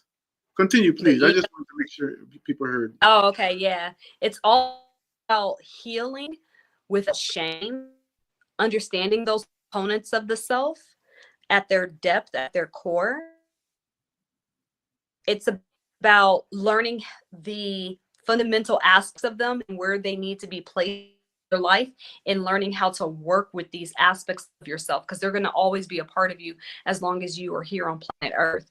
But I talk about the shadow aspect of the self, how we need to consistently work toward healing that component, but we cannot try to heal it while shaming it subsequently. That's going to be counterproductive for real healing to be had. A lot of times we're just trying to suppress it or shame it, and that goes against what it actually needs in order to be healed and healthily integrated into our beingness. So I speak about that. I give some of my own stories of how some of these attributes were created and or built within me, how I navigate them. I give a lot of different scenarios and examples, and I tell different stories of when you're dominant, when your shadow is unrecognized, when your higher self dominant, and all of these different things. And I talk about how we consistently are trying to manifest things in our life, but we're fragmented as beings.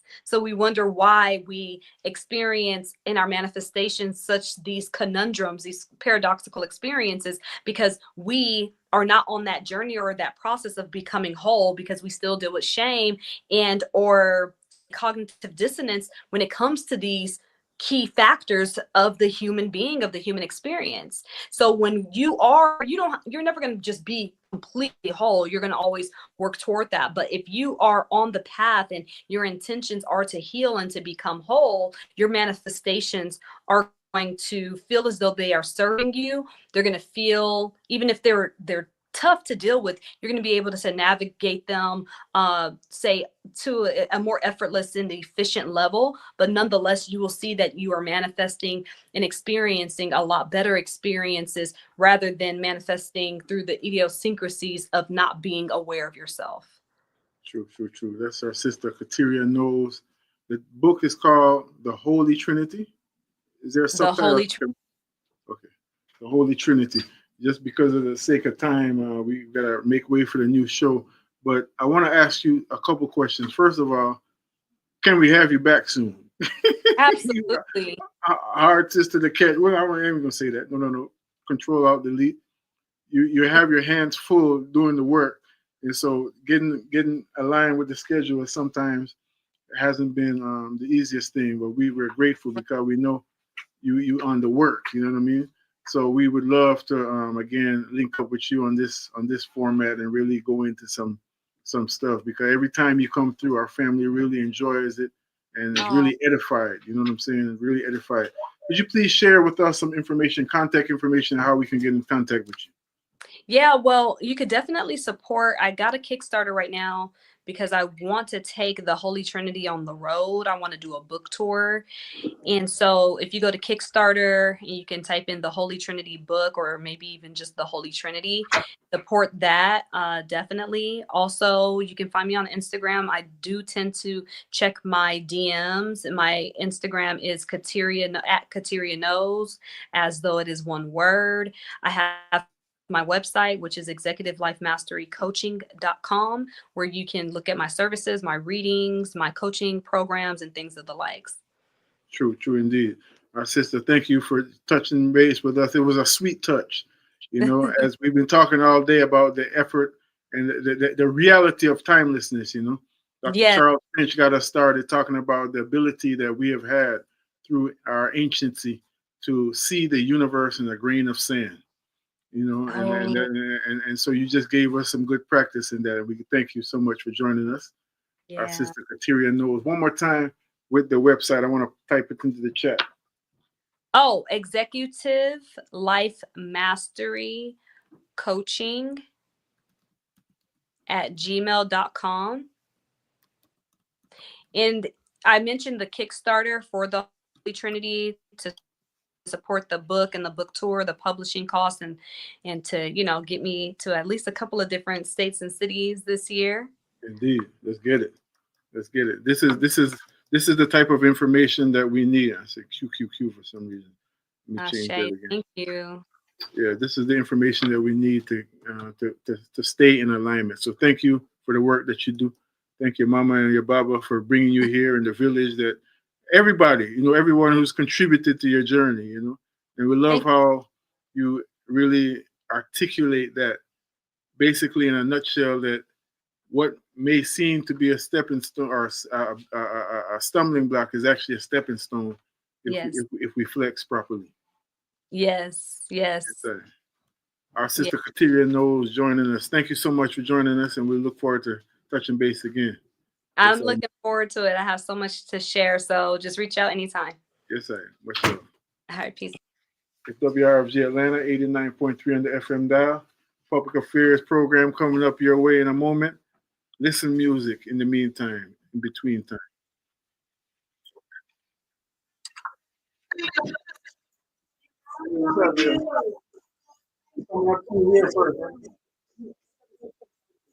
I got the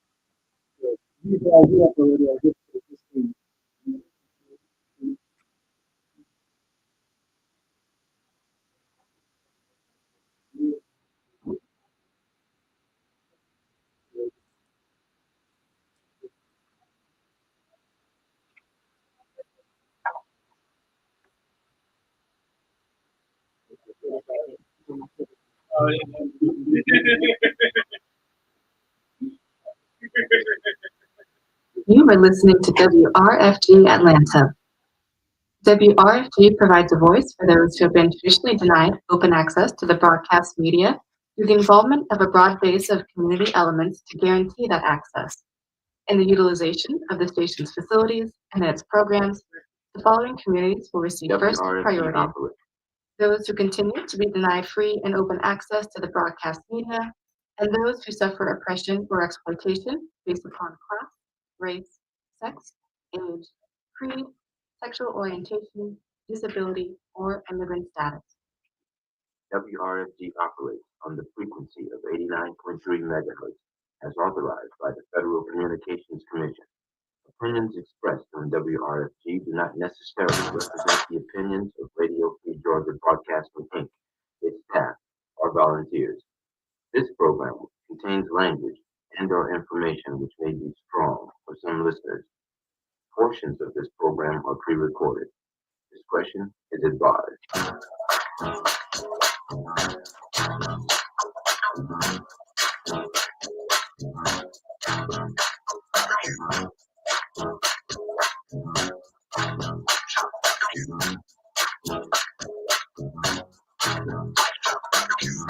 I watch your fingers be shining up. Everybody dressed up. Grab my shades so the sun don't blind me now. Nothing like summertime in the hood. Let's have a block party. You don't know, ain't got nothing else to do. Let's have a barbecue. Everybody go come through. Let's have a block party. Summertime and the sun don't set the night. As strong as the beat don't break and the line keep popping.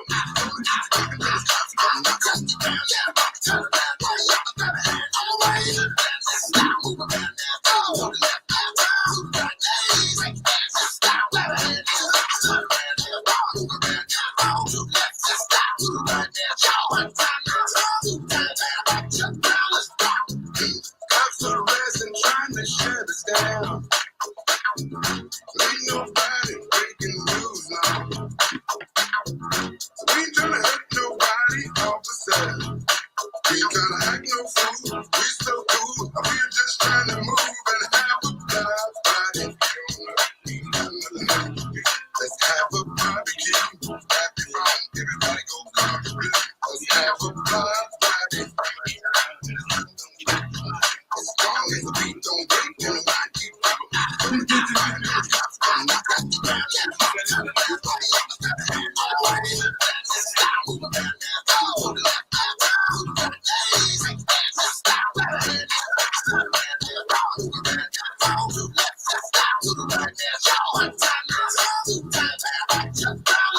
As long as the beat don't stop, as long as the wine keep popping, the house gon' keep on rocking until the cops come knocking.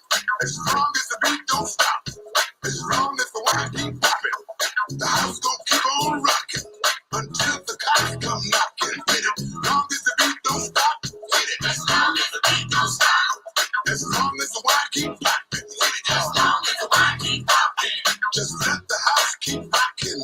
Just let the house keep rocking until the cops come knocking. Until the cops come knocking. As long as the beat don't stop, hit it again. As long as the beat don't stop, as long as the wine keep popping, as long as the wine keep popping, we're gonna let the house keep rocking. We're gonna let the house keep rocking until the cops come knocking. Until the cops come knocking.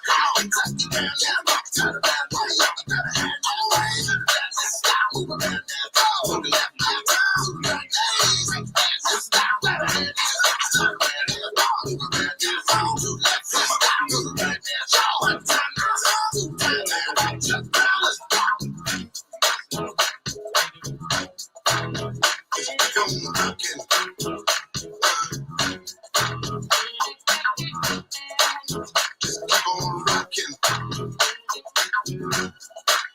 Let's keep on rocking, y'all.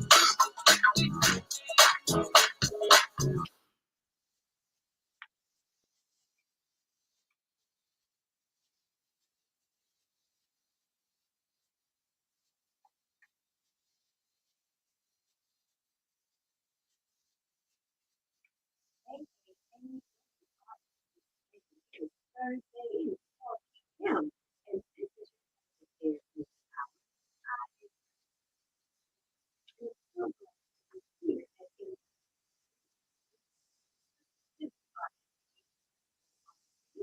in the studio today with one to back of one to two. It's always a great day to be here with the people in this time. Today we are going to be extremely personal to us in the landscape in the state of Georgia as it pertains to justice. I know so many times people want to know what is that environmental justice and what's all the buzz about, and somebody needs to help me understand. Well, today we are going to talk about things that are related to environmental justice. And I have some wonderful guests who are here in the studio with me today, and I'm so glad that they could join me. We have in the studio today Neil Sardana and Ziamara Arciana from Georgia Conservation Voters. Neil and Cece, how y'all doing? Doing good, thank you. Thank you so much for having us here. Absolutely. How about you, Neil? How you doing? I'm doing great. Appreciate us being able to join you today. I'm so glad that you all were able to join. I know that you're busy, and particularly right now organizing around an upcoming public service commission election, organizing people so that